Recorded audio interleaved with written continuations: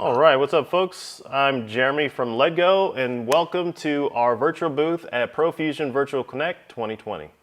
Today we're going to be talking about two different products and going in depth about how they're used and see how they're used in a professional set with our guests, Derek Lamoureux and Nick Pilecki. So first off, we want to talk about our company, and if you were watching us earlier on the Nanlite feed, we were talking about a couple lights and just to kind of explain the relationship between Nanlite and Ledgo. So Nanlite and Ledgo are from the same manufacturer, the Nangwang Photo Video Systems Company, but we'll just keep it simple and call it the Nangwang Group. So that is two of three brands that are made by the Nangwang Group. The third one is a new brand that's launching this winter called Nanlux.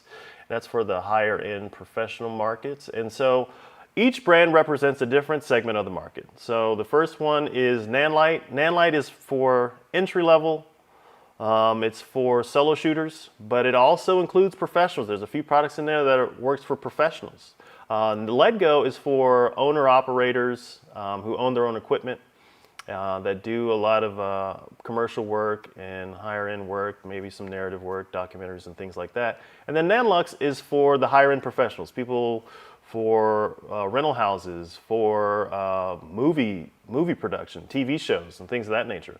But it's also very affordable in ways that can do things that maybe more known brands cannot.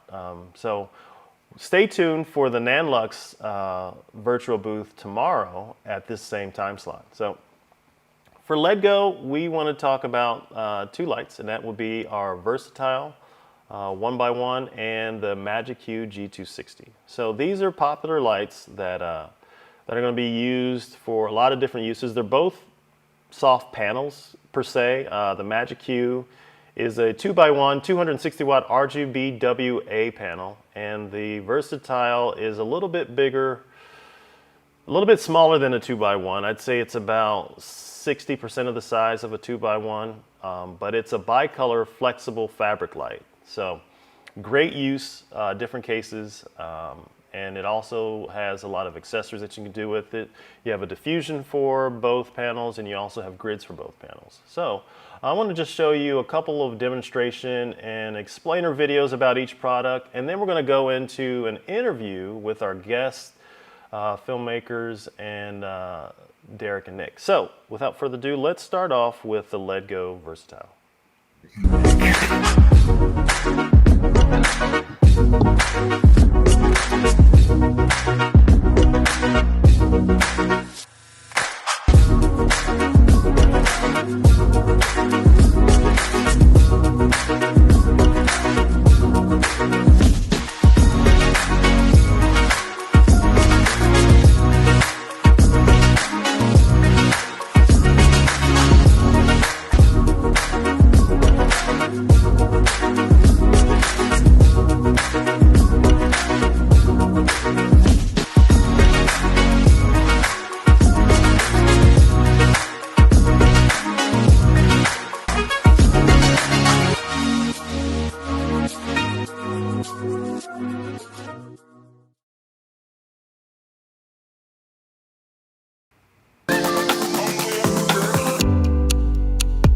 What's up, creators? Here are a few scenes from sets of G260 users and a few reasons why they love using them in their productions.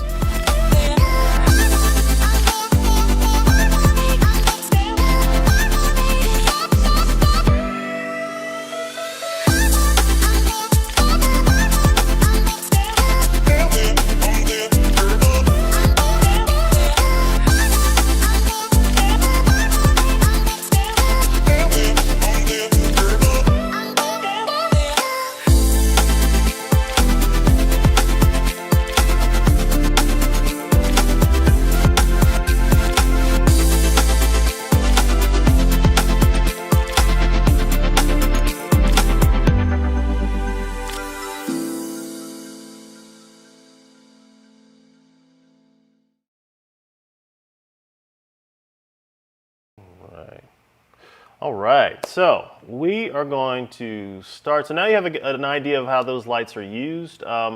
The versatile 1x1 is a 56 watt panel, but you can also get it into different configurations where you can do like a 2x1 or a 1x2 or an all the way up to a 4-panel square. So a large, like, what was that, like 30 inches by 30 inches. So it's a really big panel that you use for more versatility. So it's that's the beauty about fabric lights, is that you can control them, you can expand them, you can fold them, you can make different uses for them.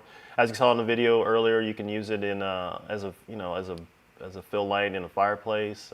You can put it in corners. It's in the ceilings in a car for a car scene as well. So anyway, so we're going to start off and we're going to head over and introduce Derek and Nick and have them talk about their uses on set using those 2 panels. So here we go.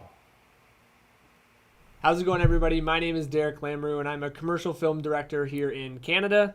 And my name's Nick Pilecki, and I am a commercial DP or cinematographer here in Canada. And just to clarify right out of the way, Nick and I are very much in a bubble. We work in the same office very frequently, so yes, we are in a work bubble, and so if you see us without masks, that is why. Thanks to everyone that watched the Nan Light session earlier. We're going to go over a very quick look at like an interview setup with one G260. I find I use the G260 all the time. Like, it's my like go-to light whenever I shoot something. I know Nick uses mine and his all the time. I love that light I'll just give you a quick couple of reasons before we get into the work.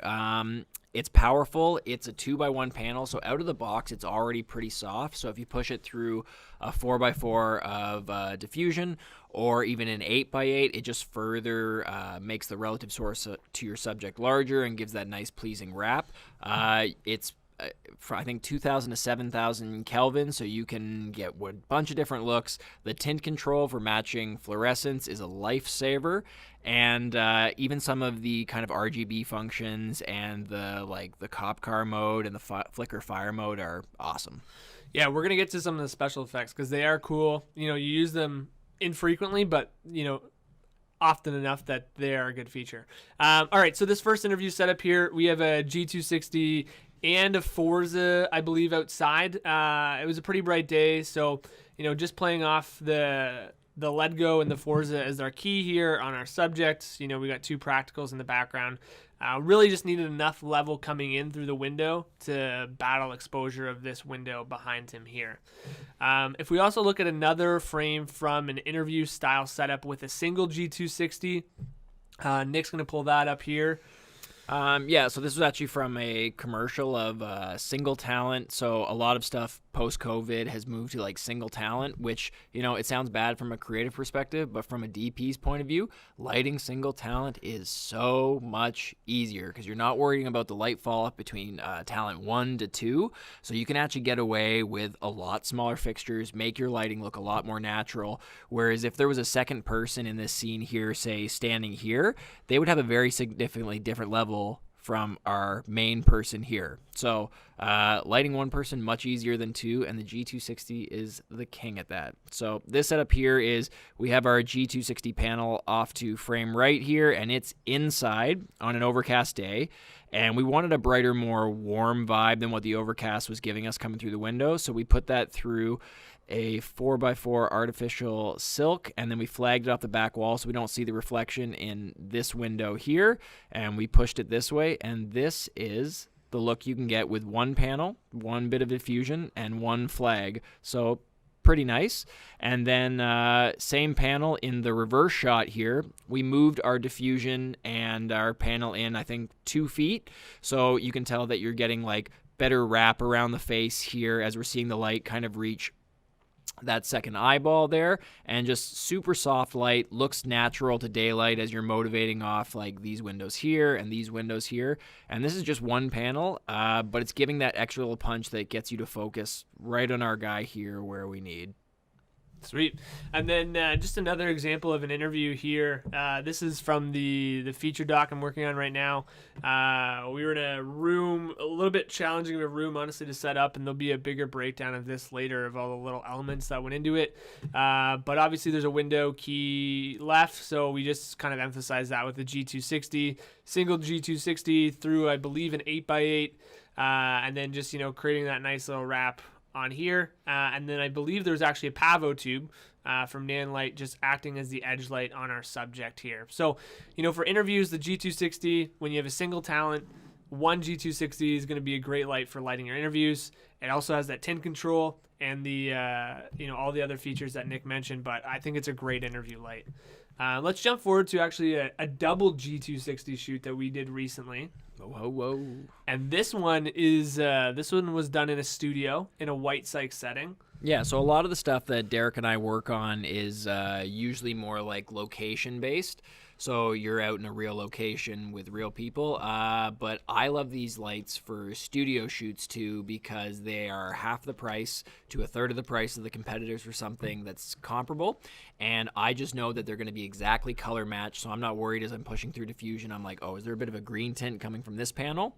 So this was a shoot we actually did for IBM. And some of you might recognize, I believe it's Michelle Romanov. Yeah, I'm so bad with names. But she is a super nice lady, and she is part of Dragon's Den on CBC. So we were lighting her on a white cyc, and basically the key light here is coming from two G260s through an 8x8 of China Silk, I want to say. Yeah, China. Yeah, it was China Silk. Yeah, China Silk. And then similar to like what I usually do in creating like soft, very beauty light that still has shape, is the light that's more frontal is double diffused. So the one that's kind of like reaching closer to camera and is hitting this side of the face is double diffused, so you're getting that more soft frontal 45-degree light. And then the one G260 coming from the side is single diffused through the 8x8 of our China Silk. And then that gives these kind of like outlines on the nose, this streak on the cheek, just these little highlight pings that help do really definition parts on the face to help it like look three-dimensional and pop out at you. So this was actually a music video that I co-shot with Andrew Stevenson, and it all took place in a music studio, but we got portraits of each artist, and then we also used the G260 same setup to get the actual recording done. If you've ever been in a recording studio, they're hard to film in. But the G260 was great. We had, not a ton of time to set up, and we had, 10 talent coming through. So it stayed there. We also had a backlight on these people, which was, I believe, a Forza 60 or something with a Fresnel. And, the G260 was able just to kind of hit all of our talent in the same spot, give a nice flattering light here. If we look at the portraits towards the end of the video, where they're all taking off their masks, it's just a good light to be able to have that soft look and give a consistent feel to everything. So whether you're doing interviews or portraits, it can apply to the run and gun filmmaker or someone that's working on a commercial set. I think that's the good versatility of that light. And another pro I'll say to the light is that we use them probably 50, 60 shoots a year. Yeah. But like the flight case it comes in is super transportable. Like it keeps it safe because like there is some gear out there that's built to like live in a studio, and that's great. And then there's other gear that's like, this stuff is going to get banged up in the back of your minivan or the back of your truck for a quarter of the year. And that's something you should factor in, because if this is something that you really rely on, you can't have downtime with broken gear. So. I remember the story. I was carrying both of our G260s away from a shoot, and it was rocky, uneven terrain. And I said to Nick, don't worry about it. I got it. I'll be able to pull both behind me. Little to my surprise, I hit one bump, and I lost both the G260s. And needless to say, they both survived. I think it was just mine. If I remember. Yeah, it was just Nick's. But anyways, his survived. Mine's perfectly working too. All right, let's take a look at some of the special effects on the G260. We looked at some of these stills from a music video that I had shot. We talked about the Forzas being the blue light outside, but the G260, actually, interestingly enough, in this scene, is just off frame here. Bare bones, no diffusion. Want it to be a little bit harder on her. It's up like this, and it's in candlelight mode, which, it was interesting. I was gonna just set it to like 2700 or wherever the lowest it goes, but when I set it to candlelight mode, I was like, it kind of matches the candles and kind of gives the same effect. So to be able to have that flexibility for that light, I think is really cool. And Nick has a even cooler example of one of the special effects modes from another project. Yeah, so while we're here, so this is a commercial for SFA, or as everyone just says to me, you're the guy who shoots the firefighters. And I'm like, yeah. This is not a situation you'll run into on your average shoot, but for this shoot, the director wanted to shoot in a shipping container showing like one of the kind of training things that the firefighters do in like high heat traverse areas. So originally the idea from the schooling that does the firefighting, they're like, oh, we'll just put like a small fire in there and we'll blast water in the container. And I'm sitting there with my camera. I'm like, we're not doing none of that. We have to completely fake this because I'm not getting in a container that goes up to 300 degrees and having water splash around 4 metal walls. Like, it just wasn't gonna happen. So when you look at this shipping container, this is actually every single bit of this is faked. So this blue light coming from above is a couple of Pavo tubes set to, I think, 6,000 Kelvin, white balance camera down to, I think, 3,000 Kelvin. And then I think we're having the BTS pop up. But basically, this light that's hitting, let's find a good frame. This light that's hitting them there, that is just the G260 set to fire mode. So this is not actual fire. This is the G260 set to fire mode, and it did an amazing job. And then also that spray there, that's VFX, because there was no way I was going to let them blast a hose all over me. I think we checked maybe half a dozen times and be like, there's no water in that line, right? Yeah. But no, that was an interesting scene. I mean, we haven't posted yeah. the BTS video, but it was already 40-something degrees outside that Oh, day. yeah, because it was like middle of July. So it was already 40. If you put a fire in there, I would have passed out. Yeah. But yeah, so this is not really fire. This is just the G260 panel, and I couldn't have been happier with the result of this. So let's look at one more example with the G260 and actually the S150. A little comedy spot right here. So if we look at this, and then we cut in for some over the shoulders, 2-shot. So just off camera here, you'll see in the BTS, there is a G260 and an S150. There's also, I believe, a Pavo tube up here edging them out, and then a little Pavo tube here bouncing back to add a little bit more level so it's not completely dark city. But I mean, in the close-ups you can see a little bit better. We brought the G260 around, and the G260 is really doing a lot of the heavy lifting here, softening that light to feel like it's motivating from the practicals that are in the room.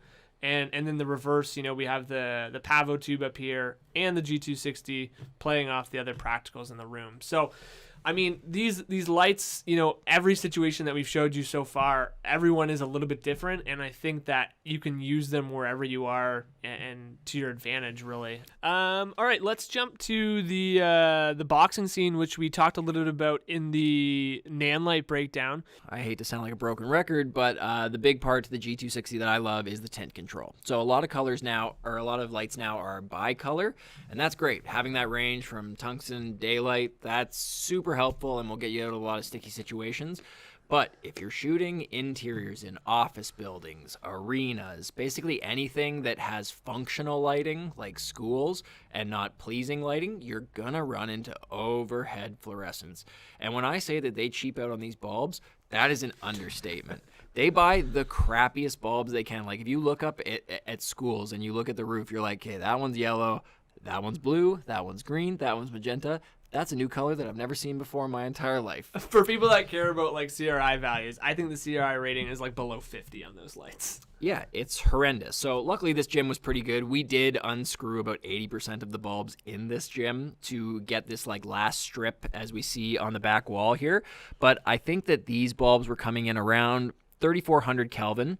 So what we did was we were eyeballing our G260, so nothing with like a colorimeter or anything super fancy. Like I find that if you just look at the panel and then you look at the existing house lights and you're just kind of like, that's close enough, and you're playing around with the magenta and the green tint, matching those as close as possible, and then white balancing your camera down to like 2600 will give you that blue shift once you've matched everything into the room. But if you don't match everything into the room, you might have this blue light coming in from your G260 on your talent, but these guys are going to go a funky color in the background. And as soon as you see a light on your talent that's a different color than what would be motivating that light, it's just this signal to your viewers that's like, I feel like they have a light there because it doesn't match what else is in the scene. Another quick tip for shooting overhead fluorescence, the higher you can put your key light up, the more believable I find it. So you're not always going to sneak an eye light in, but since we've already set in our location here that the lights are coming from above or on the ceiling, it would be pretty unrealistic to have our G260 coming in like at a perfect angle where it wraps nicely and it gives perfect juicy highlights. Like realistically, we brought in the G260 from a very toppy angle because that's what the room is giving us and telling us where the light should be coming from. And I think the last thing with this scene was I thought that his shoulder and back of his head was just getting a little lost in the background. So we brought in one of our trusty Pavo tubes right up here, really low, I think. Once again, color matched it to the room. And it just helped do that like very subtle, almost imperceptible edge that like you get this layer of like light to dark and it just separates your talent from the background. I think talking about edge lights, actually, we should talk about the Versatile because we use that one as an overhead light in a lot of ads. This ad, actually, too, we were on the actual boxing ring. We don't have a still from it yet, but you'll see it in the commercial when it goes live. The Versatile, we actually put overhead above the boxing ring, and we rigged it up there with some Matalini clamps. And then Nick, we just kind of used that as a single spotlight on the boxer in the ring, and then Nick just kind of bounced around. So again, you know, when you don't have a lot of time or location talent's limited on time, you know, you're able to just set up that one light and then just kind of run around from there. I'll show you guys another example with the Versatile as an overhead here. Again, in a locker room, similar situation. The Versatile's rigged up just at a frame here. The Versatile's up here mounted to the rafters, edging him out. And then there's actually another Pavo tube here creating this little yellow look so this didn't fall off the blackness. But, you know, that's how you could use the Versatile as a topper. I've also used it in an interview setting. So this interview, this room was the smallest closet I've ever been in. It was 8x8, so no room for a G260. It needed to be a small light. So the Versatile is here, kind of coming down over top of him. You can see it right there. You know, it's creating a nice little look and then relying on the practicals. I would say the Versatile is a great light, you know, to use whether in an interview or we use it a lot. Nick uses it a lot as a top light. Yep. There really isn't like one light. If I get asked the question a lot, like if I could buy one light, what would you buy? And it's like, it doesn't really work that way. You have different lighting, like lighting is a tool, and each you should have one panel, you should have one tube option, you should have one top option, you should have one hard option. I think if you have like those 4 check boxes done, then you can do some real damage. All right, well, if you guys have any questions about any of the Ledgo products, or if you missed something from the Nanlite session, you want to ask us a question about it now, feel free to leave a comment, and we'll go through them and hopefully answer as best we can.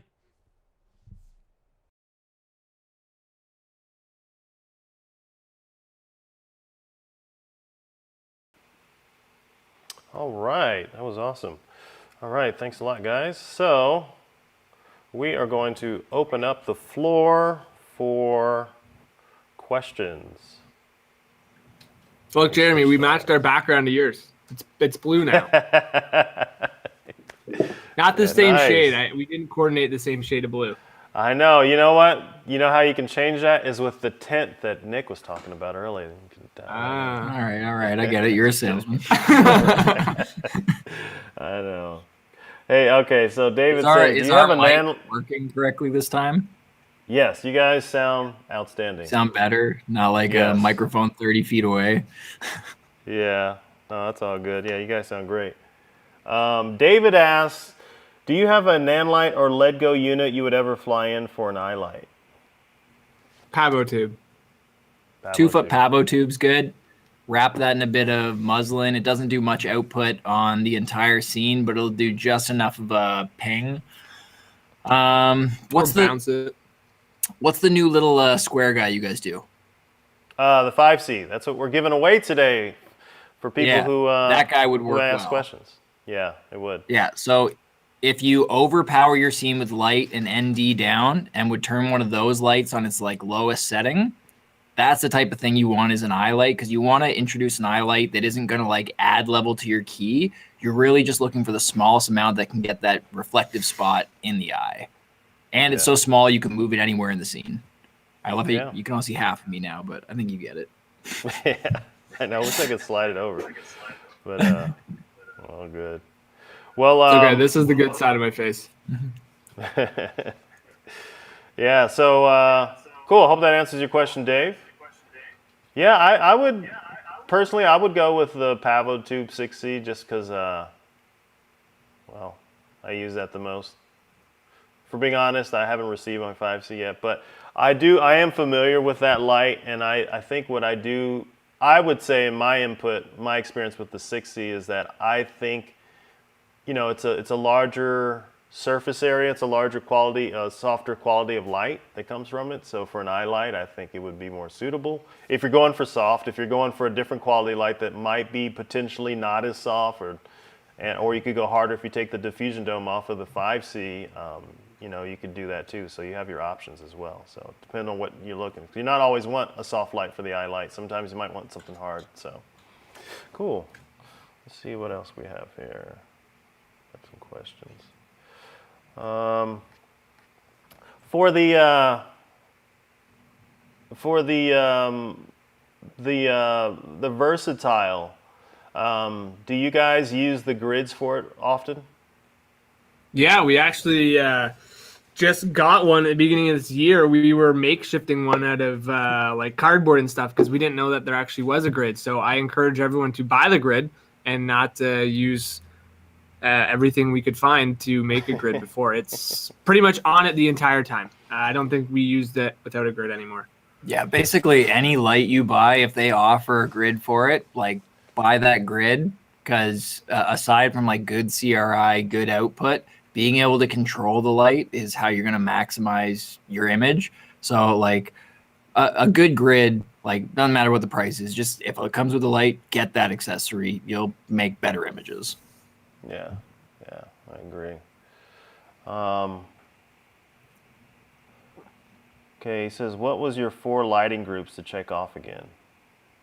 From Construction Cronies. Panel, that'll be great for key lights.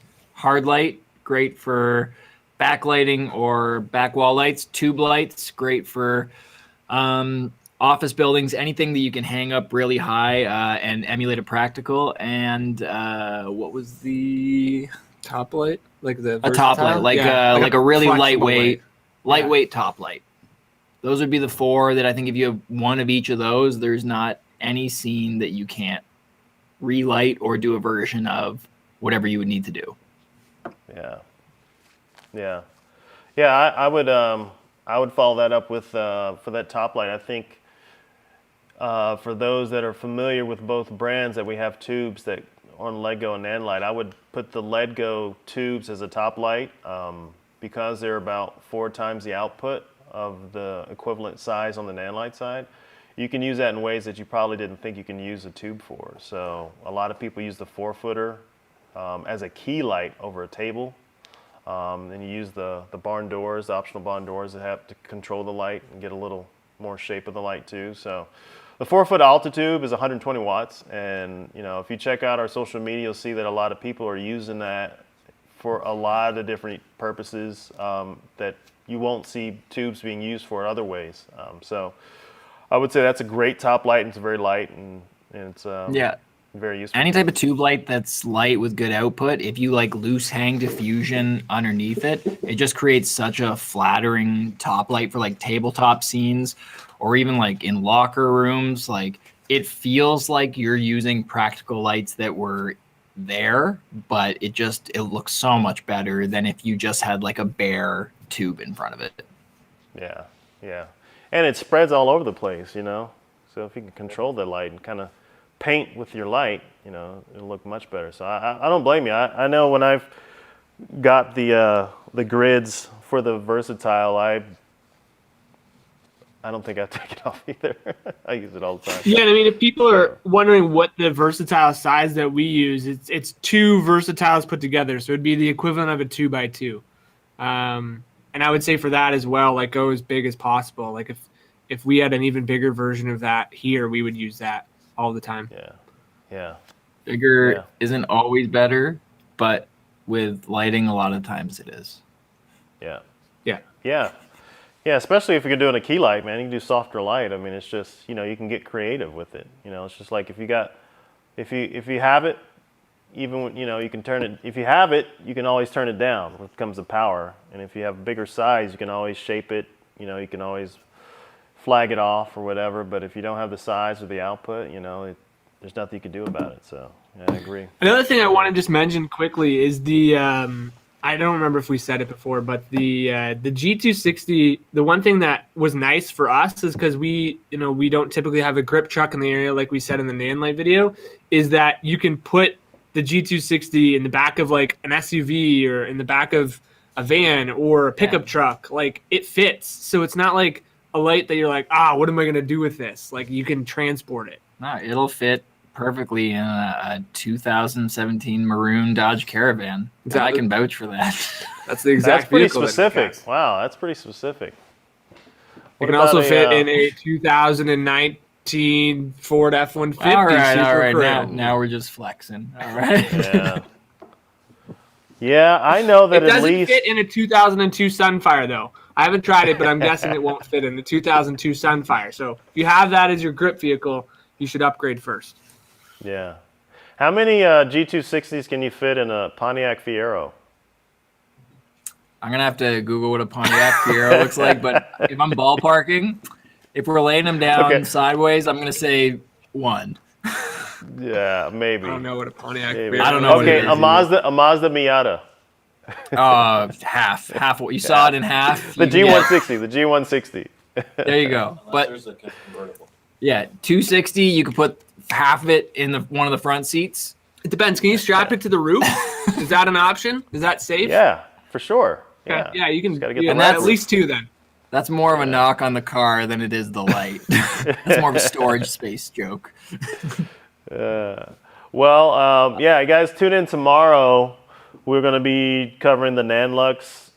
It's our new flagship brand in the same time slot. But we have two models. We have a Magic Key, or not Magic Key. We have a Dyno 650.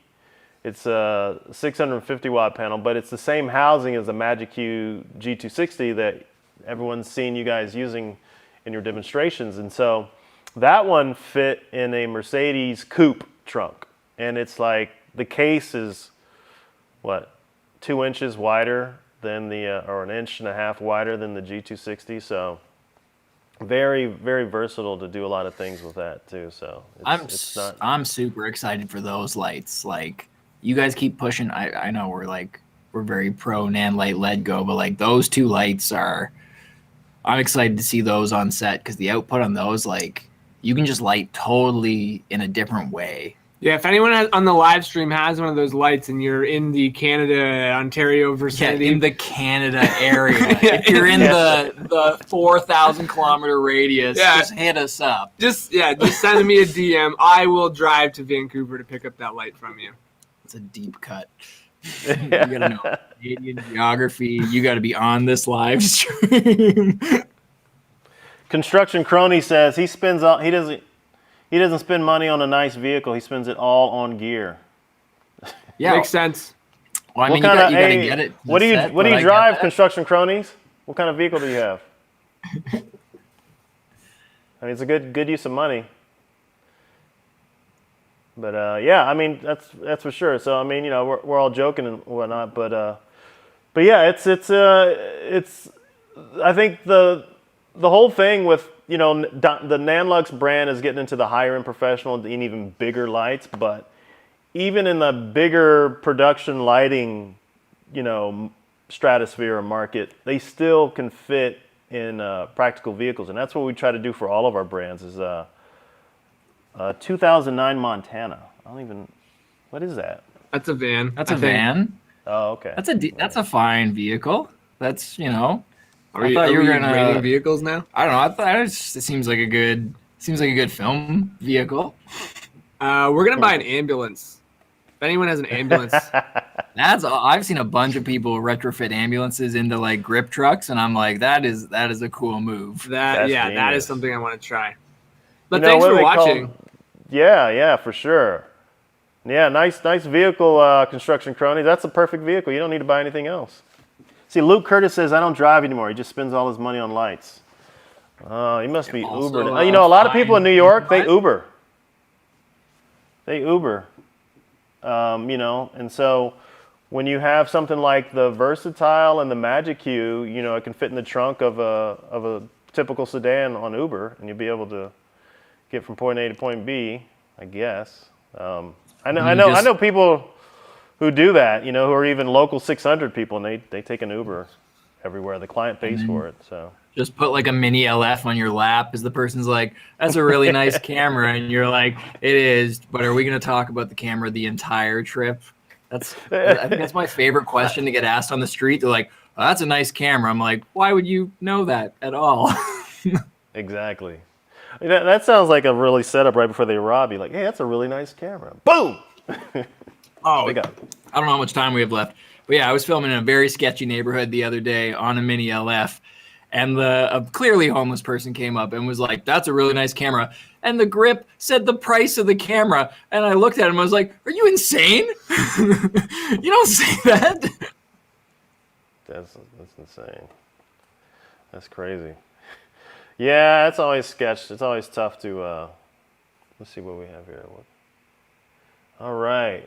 Great shoots. What camera do you guys use? He said he knows it's a terrible question, but he just wanted to know. It's not a terrible question. I own Ursa Mini G2, so on a lot of productions, that's what I'll put forth. And then for any larger budget stuff, I'm an Alexa guy. So Alexa Mini, Amira, Mini LF. That's just my way of thinking. But you can get a great image out of, honestly, if you have to pick what's going to make your image great, good location, good talent, lights. And then the camera comes like fourth and fifth to me. That was a great setup. See, Honestly, Luke a lot just of the set you up scenes for a that you great guys answer. saw in these videos for Nanlite and Ledgo, there was a mix of cameras. I mean, some of it was as simple as a Sony A7S. One of the shots was. I mean, a lot of that had to do with the grade, but the lighting and the grade and everything put together helps. So don't worry too much about the camera. Buy good lights first. Buy a good camera second. And also, last note, with your camera, image quality is one thing, but like know what type of stuff you're shooting, and also like ergonomically what fits your bill. Like I like a big heavy camera because I do a ton of handheld work. But if you're looking to run around on a Ronin S or you do mainly gimbal, like the type of camera you buy should fit the style of stuff that you want to shoot. Totally agree. Yeah, let's do that. So we got a few minutes left, so if anybody else has any other questions, we can answer in them, because that's just another entry to win a free Light 5C.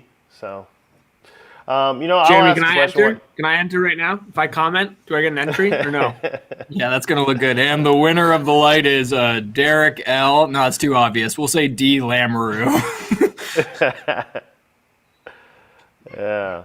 No, it's always it's very interesting watching yourself back do like lighting breakdowns, because you're looking at your face and you're like, man, I just look angry and annoyed all the time.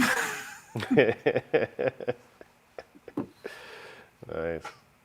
Yeah, so he says, Construction Crony says he uses Black Magic and Red. He loves the RAW. Yeah, for sure. Hey, do you guys notice any difference, any characteristics between different cameras when you're using Ledgo or Nanlite?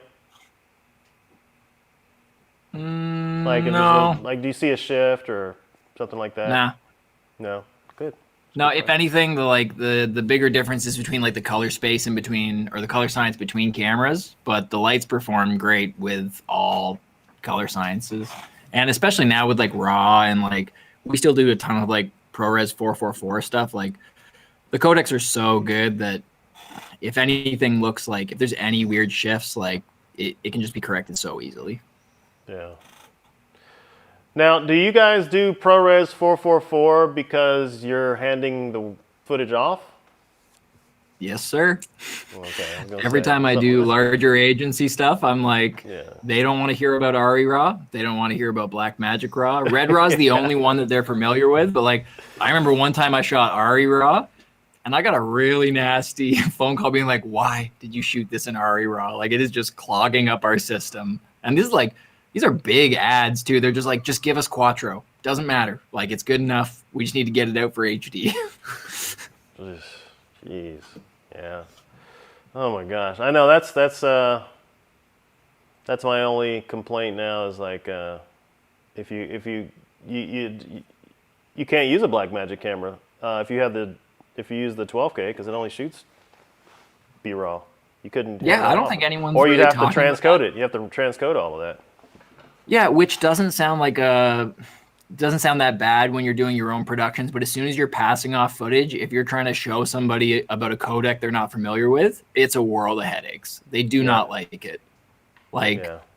so no, that's I wish the 12K, like other Blackmagic cameras, had all the ProReses built in because they do come in handy on larger product. It's just a codec that everyone knows and is familiar with, and that is invaluable. It's the reason why certain gear and certain cameras consistently get used. It's familiarity.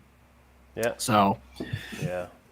Cool. Well, hey guys, thanks for joining us today, and thank you to all the people that joined us today for our live stream. And we want to, stay tuned. Follow up. Make sure you follow us on our Instagram. That's our most active social media platform. We do post stuff here on our YouTube channel as well, but to see stuff, multiple times a week or a day, Instagram, Ledgo_LED is our account. Follow us. And yeah. So anyway, we thank you all for watching. We thank you for spending time with us today and thank you to for Derek and Nick. Sorry, I got the comments keep popping up. But thank you guys for joining us today. Excellent work as always. It's always a pleasure to see you guys showcase your work with us. So until next time, folks, have a good day. Stay safe. thanks so much.